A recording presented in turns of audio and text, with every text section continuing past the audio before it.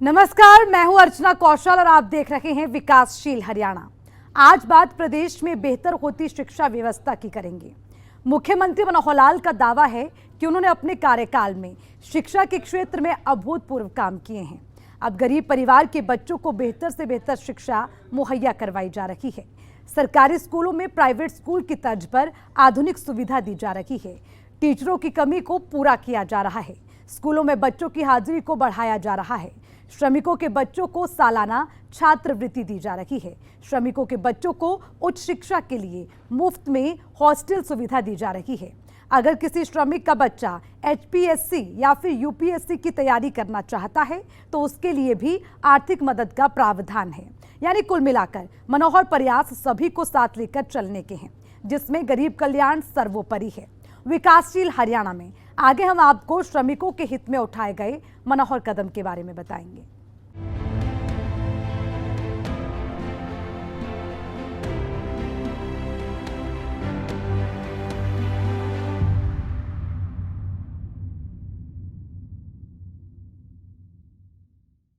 मुख्यमंत्री मनोहर लाल का दावा है कि उन्होंने अपने कार्यकाल के करीब 8.5 साल में कई ऐसे काम किए जिससे हरियाणा दूसरे प्रदेशों की तुलना में कहीं तेजी से आगे बढ़ रहा है। और इस विकास की रफ्तार में मनोहर प्रयास सभी को साथ लेकर चलने का है।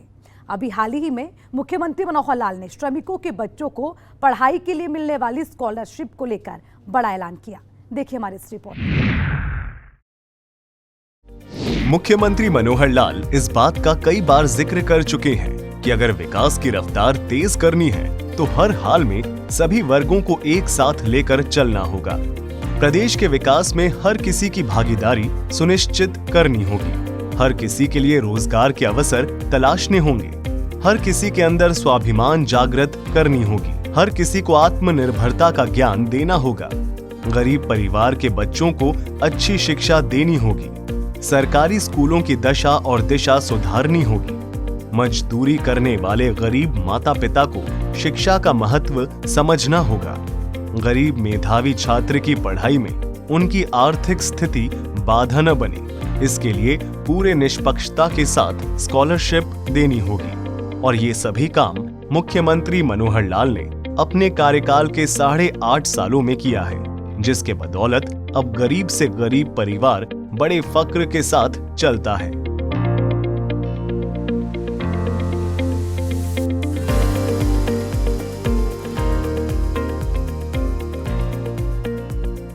ऐसा माना जाता है कि जो श्रमिक है वास्तव में वही हर चीज के निर्माण में उसका एक बहुत बड़ा योगदान होता है। चाहे छोटी चीज है चाहे बड़ी चीज है, बिना श्रमिक के हम लोग इन कामों को पूरा कर नहीं सकते हैं। हमारे जो भी आर्थिक विकास है उसमें 4 स्तंभ होते हैं, चाहे उसमें पूंजी है, चाहे उसमें भूमि है, उद्यमिता है और साथ में श्रम है। श्रम के बिना कभी भी कोई विकास का काम संभव होता नहीं है। और मैं आपका बहुत आभार प्रकट करता हूं कि आप सब लोग एक श्रमिक के नाते से इस देश की सेवा कर रहे हैं। श्रमिकों को महान शिल्पी यानी विश्वकर्मा के नाम से भी जाना जाता है। कहा जाता है कि इतिहास में विश्वकर्मा हमारे सबसे पहले शिल्पी हुए हैं जिन्होंने कुछ न कुछ निर्माण करके और हमारे जीवन को सुखी बनाया। चाहे वो प्रारंभ में मिट्टी से चीजें बनती थी, लकड़ी से चीजें बनती थी, लोहे से चीजें बनती थी और धीरे धीरे इन सब चीजों का उपयोग करते हुए आज आधुनिक युग में भी मशीनों के माध्यम से भी श्रमिक ही काम करते हैं। और इन श्रमिकों के बिना हम एक भी चीज का विकास कर नहीं सकते हैं। हमारा जीवन दूभर हो जाएगा। आज अगर दुनिया को इस लेवल पर, इस स्थान पर लेकर के आए हैं तो ये सब श्रमिक ही इसको लेके आए हैं। श्रमिक हरियाणा के विकास में भी बहुत काम कर रहे हैं। हम अपने हरियाणा को विकास को बुलंदियों पर लेकर के गए हैं। दूसरे राज्यों से यदि हम आगे हैं तो इसमें भी श्रमिकों का जो है बहुत योगदान है। आपके बल पर हरियाणा सबसे तेज गति से प्रगति करने वाला ये प्रदेश बना है। स्वामी विवेकानंद भी कहा करते थे कि श्रम ही जीवन है। जिस समाज में श्रम को महत्व नहीं मिलता वह बहुत जल्दी नष्ट हो जाता है। अर्थात हम भी उसी सिद्धांत पर एक प्रकार से काम करते हैं। श्रमेव जयते में विश्वास रखते हुए श्रमिकों के प्रति हमने बहुत सी योजनाएं बनाई हैं ताकि श्रमिकों का जो जीवन है वो सरल कैसे हो, उनके जीवन, उनके परिवार की आवश्यकताएं वो कैसे पूरी हों, इस प्रकार से आगे हम बढ़ते हैं। प्रदेश में संगठित और असंगठित क्षेत्र के श्रमिक हैं। मुख्यमंत्री मनोहर लाल असंगठित क्षेत्र के श्रमिकों को लेकर अपनी चिंता जाहिर करते हुए कहते हैं कि इनका जीवन कष्टों से भरा होता है। असंगठित क्षेत्र के श्रमिकों के लिए परिवार का भरण पोषण बेहद मुश्किल होता है।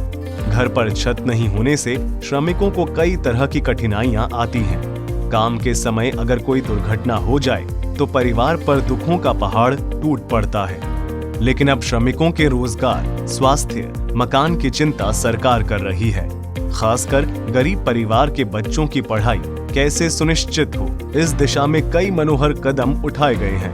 अभी हाल ही में श्रमिकों से संवाद कार्यक्रम के दौरान मुख्यमंत्री मनोहर लाल ने एक बड़ी घोषणा करते हुए कहा कि अब श्रमिकों के बच्चों को मिलने वाली स्कॉलरशिप 10,000 रुपए कर दी गई है, जो कि पहले 7 से 7,500 रुपए हुआ करती थी। मुख्यमंत्री मनोहर लाल ने कहा कि श्रमिकों के बच्चों को उच्च शिक्षा के लिए भी आर्थिक मदद दी जा रही है। अपने यहाँ 2 प्रकार के श्रमिक हैं, संगठित क्षेत्र, असंगठित क्षेत्र। संगठित क्षेत्र तो मात्र 25% श्रमिक ही होते हैं, 75% श्रमिक तो असंगठित क्षेत्र से होते हैं। असंगठित क्षेत्रों का जीवन और ज्यादा दुर्भर होता है, क्योंकि वहां निश्चित कोई आय के साधन नहीं होते। अपना रोजगार स्वयं ढूंढते हैं, स्वयं काम करते हैं, या कहीं इक्का दुक्का की संख्या में लोगों के पास जाकर के नौकरी करते हैं। उनकी सुरक्षा रखना बहुत आवश्यक है, बहुत जरूरी है। के लिए हमने विभिन्न प्रकार की योजनाएं बनाई हैं। श्रमिकों की न्यूनतम वेजेस यानी न्यूनतम वेतन, इसकी सुरक्षा भी हम करते हैं। श्रमिकों का यदि कभी कोई नुकसान हो जाए यानी दुर्घटना हो जाए तो उस दुर्घटना के बीमे की हम चिंता करते हैं।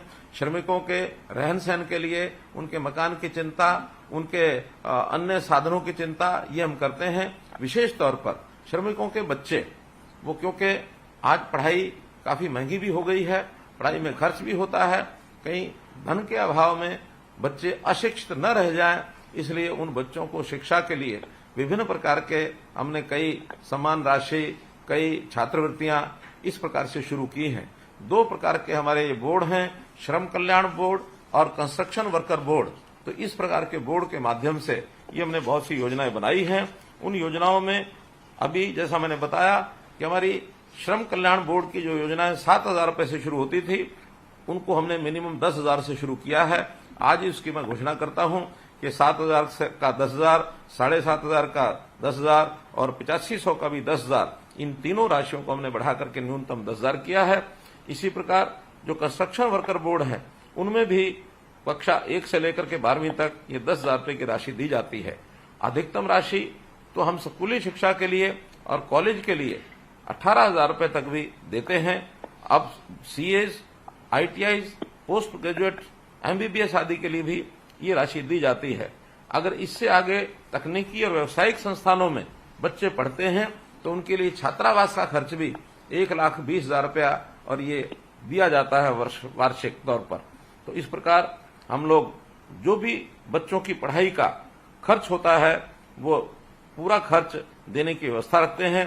जहां तक बच्चे प्रारंभ यानी एचपीएससी और यूपीएससी की तैयारी करने के लिए, जो प्रारंभिक परीक्षा पास करने के लिए उस तैयारी में जो बच्चों का खर्च आता है, उस पर भी 1,00,000 रुपया तक आर्थिक सहायता उनको प्रदान की जाती है। मुख्यमंत्री मनोहर लाल पूरे प्रदेश को अपना परिवार मानकर काम करते हैं। एक जिम्मेदार सदस्य की तरह परिवार के हर सुख दुख में साथ निभाते हैं। आपने अक्सर देखा और सुना होगा कि गरीबी कई बच्चों पर इतनी अक्सर हावी हो जाती है कि प्रतिभा उसके अंदर दम घुट कर रह जाता है। लेकिन कई ऐसे बच्चे भी होते हैं जो गरीबी से लड़कर बहुत आगे निकल जाते हैं। मुख्यमंत्री मनोहर लाल गरीब परिवार के बच्चों का हौसला बढ़ाते हुए कहते हैं कि अगर इरादे मजबूत हो तो मंजिल मिलनी तय है। देश के दूसरे प्रधानमंत्री लाल बहादुर शास्त्री, प्रधानमंत्री नरेंद्र मोदी और खुद मनोहर लाल इसके सबसे बड़े उदाहरण हैं। एक आग्रह करूंगा कि कभी भी अपने आप को पढ़ाई करने में अपने आप को कमजोर न समझें। कभी ये ना समझें कि मैं श्रमिक का बेटा हूं और श्रमिक का बेटा तो पढ़ाई अच्छी नहीं कर सकता। बहुत से ऐसे उदाहरण हैं कि श्रमिकों के बेटे भी पढ़ाई अच्छी करके परीक्षा में एक से एक अच्छे यानी अव्वल दर्जे के एक प्रकार से परीक्षा पास करके और नौकरी पर वो लगते हैं। और मैं तो स्वयं कई बार ऐसे उदाहरण देता हूं कि अभी पिछले दिनों में गांव में गया, वहां सरकारी स्कूलों के 10वीं से लेकर के और 12वीं तक के बच्चे जिनको मैंने पुरस्कार वितरण किए, उन्होंने 85%, 90, 95, 97, 98, 99% तक भी उन बच्चों ने और अंक लिए हैं। तो कोई भी एक गांव का बच्चा, किसान का बेटा, श्रमिक का बेटा अगर पढ़ाई करके, एक कमरे में पढ़ाई करके भी बच्चे ऐसे हैं जिन्होंने यूपीएससी के एग्जाम दिए हैं और यूपीएससी को पास किया है। कभी भी अपने मन में एक उत्साह जागृत हो तो हम पढ़ाई में अगर अच्छा मन लगा करके करेंगे तो किसी स्थान पर भी पहुंच सकते हैं। हरियाणा के बच्चे अब पढ़ाई में बहुत शौकीन बन करके और उनको आगे बढ़ रहे हैं, क्योंकि अब हमने सरकारी नौकरियों में मेरिट को और ये तरजीह देनी शुरू की है। मिशन मेरिट ये हमारा लक्ष्य है। योग्यता के आधार पर ही अब नौकरियां मिलनी शुरू हुई हैं, तो बच्चों की पढ़ाई में जो रुचि बढ़ी है, इसका बहुत बड़ा एक लाभ हुआ है। हमारे यहाँ कोचिंग सेंटर्स, उसमें भी बहुत भीड़ लगने लगी है। लाइब्रेरीज में भी भीड़ लगने लगी है। गांव-गांव में हमने लाइब्रेरीज भी खोलनी शुरू की हैं। कभी भी, चाहे वो गांव का बच्चा हो, शहर का बच्चा हो, गरीब का बच्चा हो, उसको मन का एक उत्साह रखना चाहिए। उदाहरण के लिए हमारे पास बहुत ऐसे उदाहरण हैं जो कभी भी आप उनके बारे में पढ़ेंगे तो आपको लगेगा कि हाँ, कोई भी एक छोटे परिवार से भी बढ़ करके आगे बढ़ सकता है। अगर हम अपने देश के पूर्व प्रधानमंत्री लाल बहादुर शास्त्री जी का उदाहरण लें तो बहुत ही गरीब परिवार से वो संबंध रखते थे। उनके पास गंगा नदी का एक छोर से दूसरे छोर पर जाने के लिए, नाव में देने के लिए 1 पैसा भी उस समय नहीं होता था, और 1 पैसे के बिना वो नदी को तैर करके पार करके और अपने स्कूल में जाते थे। और एक दिन ऐसा आया कि वो अपने देश के प्रधानमंत्री बने। ऐसा ही एक विश्व विख्यात उदाहरण अगर मैं आपको दूं तो अब्राहम लिंकन अमेरिका के राष्ट्रपति, अपनी पढ़ाई उन्होंने पार्क में बैठ करके स्ट्रीट लाइट के नीचे पढ़ाई की है। और जो पार्क में रात्रि को बैठकर, उनके घर में बिजली नहीं थी, तो वो जो पार्क में बैठ करके पढ़ाई करके, और एक समय ऐसा आया अमेरिका जैसे देश के वो राष्ट्रपति बने हैं। तो बहुत बड़े बड़े उदाहरण भी हमारे सामने से आते हैं। हम भी अपनी इस पढ़ाई की व्यवस्था को निश्चित रूप से आगे बढ़ाएं और कभी भी अपने आप को पीछे नहीं करें। पढ़ाई के साथ साथ कौशल का ध्यान भी हमको रखना होता है। बच्चे पढ़ाई करते समय उस कौशल के आधार पर भी अपने जीवन को आगे बढ़ा सकते हैं। और न केवल बच्चे, बल्कि अब तो जो श्रमिक हैं, आपके जो माता पिता हैं, जिन श्रमिकों से मेरी बात हो रही है, हम कई बार अपने हाथ के काम में लगे रहते हैं और हाथ के काम करते करते जीवन बीत जाता है। हमने आजकल अब श्रमिकों के लिए कौशल विकास की बहुत सी योजनाएं ऐसी बनाई हैं ताकि वो एक छोटी मोटी मशीनरी के साथ भी अपना काम कर सके, और मैकेनिकल अगर सिस्टम में वो काम करने के लिए आगे बढ़ते हैं तो उनकी आय भी बढ़ेगी। कोई भी व्यक्ति मैकेनिकल छोटी मोटी ट्रेनिंग इस कौशल विकास के माध्यम से ले सकता है। अभी नए आयाम हमारे लिए खुले हैं। पिछले दिनों में हमने हमारा जो फॉरेन कोऑपरेशन डिपार्टमेंट अर्थात विदेश सहयोग विभाग जो सरकार का है, उसके माध्यम से जब विदेश के लोगों से बात की, उन्होंने कहा कि हमें कुशल श्रमिक ये चाहिए, और कुशल श्रमिकों की मांग हजारों की संख्या में उनके पास आई है। और हम उसी हिसाब से कुछ लोगों को कुशलता के जो प्रोग्राम हैं वो नए सिखा करके और उनको विदेश भेजने की ये भी तैयारी कर रहे हैं। मनोहर सरकार ने श्रमिकों के कल्याण के लिए कई कदम उठाए हैं। दिव्यांग बच्चों को दी जाने वाली राशि को बढ़ाकर 2,500 रुपए से 3,000 रुपए मासिक कर दी गई है। श्रमिक परिवारों को कन्यादान स्कीम के तहत 3 बेटियों की शादी तक 51,000 रुपए दी जा रही है। इतना ही नहीं, अगर काम करते समय किसी मजदूर की मृत्यु हो जाती है तो परिवार को 5 लाख रुपए आर्थिक मदद की जाती है। श्रमिक किसी गंभीर बीमारी के चपेट में आ जाता है तो भी उसे 5 लाख रुपए की आर्थिक मदद दी जा रही है। बच्चों, खास करके ऐसे दिव्यांग बच्चे हैं, उनकी भी सहायता हम अलग से करते हैं। मानसिक रूप से अक्षम है, उनकी सहायता करते हैं। उनको उनकी बेटियों की शादी पर हम 51,000 रुपया ये भी देते हैं। बेटे की शादी हो अथवा स्वयं की भी किसी श्रमिक की शादी हो, उस पर भी अनुदान देते हैं। तो इस प्रकार मुख्यमंत्री श्रम पुरस्कार योजना में भी हम 51,000 रुपये से लेकर के 2 लाख रुपया देते हैं। मेरा कहने का भाव ये है कि श्रमिक की सुरक्षा ये हमारे लिए बहुत महत्वपूर्ण है। श्रमिक अगर अपने काम करते समय कार्यस्थल के ऊपर दुर्घटना से मृत्यु हो जाती है तो 5 लाख रुपया उसके परिवार को भी हम देते हैं। कई बार उद्योगों में अथवा भवन निर्माण के काम करने में कई प्रकार की बीमारियां ये भी लगती हैं। जैसे उदाहरण के तौर पर श्रमिक के फेफड़े सिलिकोसिस की विकट जो बीमारी है उससे भी प्रभावित होती है। तो ऐसे जो प्रभावित श्रमिक हैं उनके पुनर्वास के लिए भी 5 लाख रुपए का अनुदान ये दिया जाता है। जो श्रमिक की अगर मृत्यु हो जाती है तो उनके परिवार के लोगों को भी अनुदान के रूप में हम सहायता करते हैं। भाइयों बहनों, हमारे यहाँ जो हरियाणा राज्य कर्मचारी राज्य बीमा वेलफेयर है, इनकी सहायता, इनके माध्यम से भी 21,000 रुपए के कम वेतन पाने वाले को हम 24 लाख बीमित श्रमिकों और उनके आश्रितों को समग्र स्वास्थ्य सेवाएं ये प्रदान कर रहे हैं। अर्थात ईएसआई का लाभ ये भी भरपूर इन श्रमिकों को मिल रहा है। श्रमिकों की योजनाएं बहुत हमने बनाई हैं। मुख्यमंत्री मनोहर लाल का दावा है कि सरकार गरीब कल्याण के लिए जो भी योजना चलाती है उसका लाभ लेने के लिए अब किसी को भटकने की जरूरत महसूस नहीं होती है। पोर्टल के माध्यम से हर जरूरतमंद को लाभ पहुंच रहा है। प्रधानमंत्री श्रम योगी मानधन योजना के तहत असंगठित श्रमिकों के पंजीकरण में हरियाणा सबसे आगे है। अब तक 8,19,564 लाभार्थियों का पंजीकरण किया जा चुका है। वहीं अंत्योदय आहार योजना के तहत 10 रुपए में उच्च गुणवत्ता का भोजन उपलब्ध कराया जा रहा है। छोटी छोटी योजनाओं को पाने के लिए अब आपको किसी ऑफिस के चक्कर नहीं काटने पड़ते, बल्कि सारे सिस्टम हमने ऑनलाइन बना दिए हैं। और इन ऑनलाइन सिस्टम में आप सरल केंद्रों पर जाकर, अंत्योदय भवन में जाकर सीएससी सेंटर के माध्यम से आप अपना पंजीकरण करा सकते हैं। श्रमिकों के पंजीकरण के माध्यम से इन सब योजनाओं का लाभ लेने के लिए वो योग्य हो जाते हैं। इस प्रधानमंत्री ने भी श्रम योगी मानधन योजना ये शुरू की है। हर वर्ष 6,000 रुपया उनको मिलता है। अभी तक हरियाणा राज्य में 8,19,000 लाभार्थियों का पंजीकरण ये किया जा चुका है। यदि आपने पंजीकरण न कराया हो तो अवश्य अपना पंजीकरण कराएं, ताकि 6,000 रुपया ये वार्षिक प्रधानमंत्री जी की ओर से श्रम योगी मानधन योजना के अंतर्गत आपको दिया जा सके। तो मित्रों, इसी प्रकार जो लेबर कॉलोनीज है, हमने वहां पर अंत्योदय आहार योजना, इसकी कैंटीन्स बनाई है। 10 रुपए में खाना, इस प्रकार से किसी भी श्रमिक को, चाहे वो काम करने के लिए अपने कार्यस्थल पर है अथवा कॉलोनी में रहता है, हमने कई कार्यस्थलों पर भी इस प्रकार की ये जो योजना है, आहार योजना, इसकी कैंटीन्स ये बनाई है।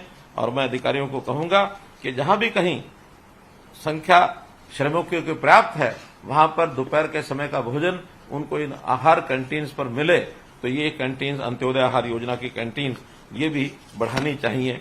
इसी प्रकार से बच्चों के लिए हम आगे भी और बहुत सी प्रकार की योजनाएं बनाएंगे। बच्चों को गुणवत्तापूर्ण शिक्षा को लेकर मुख्यमंत्री मनोहर लाल का दावा है कि हमारी सरकार का इस ओर विशेष फोकस है। बच्चों को मुफ्त टैबलेट बांटे जा रहे हैं। स्कूलों को आधुनिक सुविधाओं से लैस किया जा रहा है, ताकि गरीब से गरीब परिवार के बच्चों को अच्छी शिक्षा मिल सके। मुख्यमंत्री मनोहर लाल ने खुद का उदाहरण देते हुए कहा कि मैं एक किसान परिवार से आता हूं और बचपन के दिनों में संघर्ष झेलकर सीएम की कुर्सी तक पहुंचा हूं। आजकल जैसे हमको मालूम है कि बच्चों की पढ़ाई में आईटी का बहुत बड़ा महत्व हो गया है। अभी बच्चे अपने क्लास में जिस प्रकार से परंपरागत रूप से पढ़ते थे, कहीं कहीं स्मार्ट क्लासरूम भी बनाए थे। अब तो पिछले वर्ष से हमने बच्चों को, खास करके 10वीं, 11वीं, 12वीं के बच्चों को टेबलेट्स भी दिए हैं। अर्थात कंप्यूटर पर अपने घर बैठे भी वो पढ़ाई कर सकते हैं, उसका उपयोग कर सकते हैं। तो बच्चे जितनी सुविधाएं प्राप्त करेंगे उतना उनकी जो पढ़ाई है वो अच्छी होगी। और आगे चल करके हमारे परिवार का कोई बच्चा कहीं सफलतापूर्वक आगे बढ़ता है, वो अपने परिवार का भी नाम करेगा, अपने गांव का नाम करेगा, अपने जिले का नाम करेगा, प्रदेश का और देश का नाम करते हुए कहीं ऊंची छलांग लगा करके आगे भी बढ़ सकता है। आखिर तो जो हमारे गांव में या हमारे परिवारों में जिस प्रकार के हमारा जो मस्तिष्क है, हमारी जो योग्यता है, वो कई बार दबी रहती है, छुपी रहती है। तो इस छुपी हुई योग्यता को उभार करके आगे ला करके सरकार भी इसमें हर प्रकार का प्रयत्न करेगी, ताकि आप लोग आगे बढ़ सकें। गांव का आदमी, जैसा मैं कई बार बात करता रहता हूं कि मैं अगर अपना भी उदाहरण दूं तो मैं किसान का बेटा हूं, और किसान के बेटे के नाते मैंने खेतों में भी काम किया है। खेतों से यानी सब्जी तोड़ करके बाजार में बेच करके भी आया हूं। मुझे नहीं मालूम था कि एक दिन जनता का इतना प्यार मिलेगा, सहयोग मिलेगा और मैं यहां तक पहुंचूंगा। इसलिए प्रेरणा इन बच्चों को कहीं से भी मिल सकती है। आप भी बच्चों को, अपने बच्चों को इस प्रकार की प्रेरणा देते रहें। मुख्यमंत्री मनोहर लाल ने प्रदेश के निर्माण में श्रमिकों के योगदान को महत्वपूर्ण बताते हुए कहते हैं कि सरकार आपकी हर तरह से चिंता कर रही है, लेकिन आपकी भी ये जिम्मेदारी बनती है कि आप अपने बच्चों को शिक्षा दिलाएं, ताकि आगे चलकर ये बच्चे देश और प्रदेश का नाम दुनिया में रोशन कर सके। ब्यूरो रिपोर्ट, सूर्या समाचार। नई राष्ट्रीय शिक्षा नीति को सबसे पहले क्रियान्वित करने वाले अग्रणी राज्य में शुमार हरियाणा अपने बच्चों की बुनियादी शिक्षा को लेकर काफी सजग है और निपुण हरियाणा मिशन के तहत इस पर तेजी से काम हो रहा है। हरियाणा के ग्रामीण इलाकों से आ रही तस्वीरें यही बयां कर रही है। देखिए चरखी दादरी जिले से ये खास रिपोर्ट।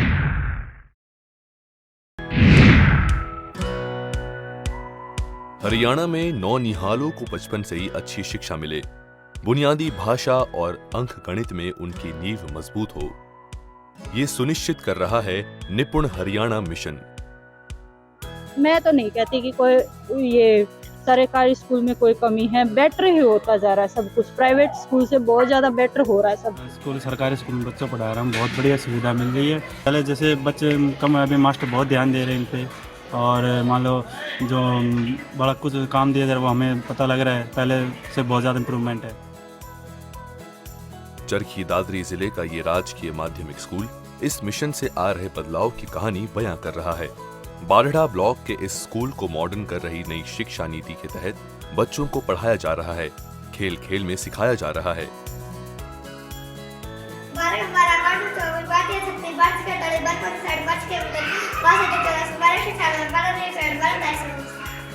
इस मिशन को लेकर टीचर्स भी खासे उत्साहित हैं। इसमें शिक्षकों को भी बच्चों को नए नए तरीके के पढ़ाने की ट्रेनिंग दी जाती है।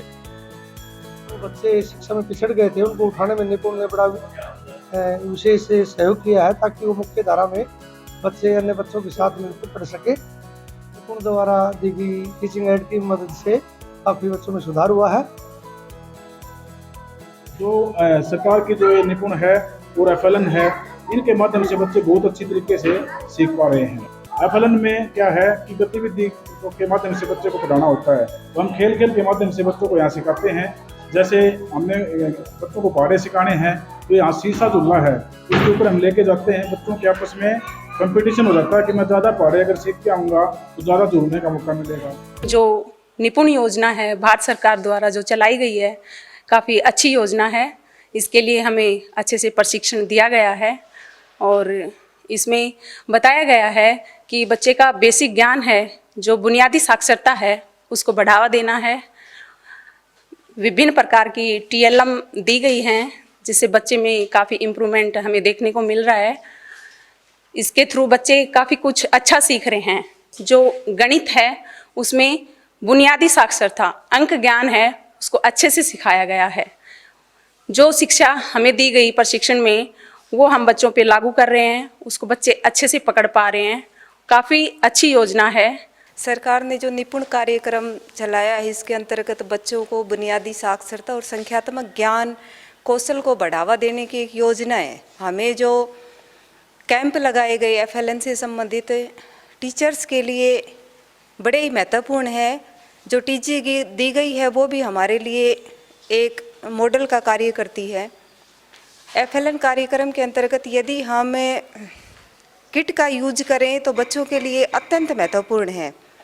इससे बच्चे बड़ी ही सफाई से और बड़े ही जल्दी से सीखते हैं। बच्चे देखकर सीखते हैं।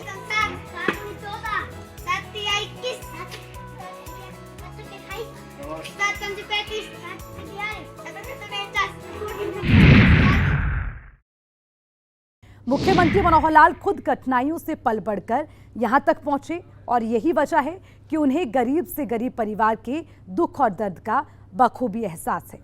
हमारे साथ विकासशील हरियाणा में इतना ही। मुझे दीजिए इजाजत। नमस्कार।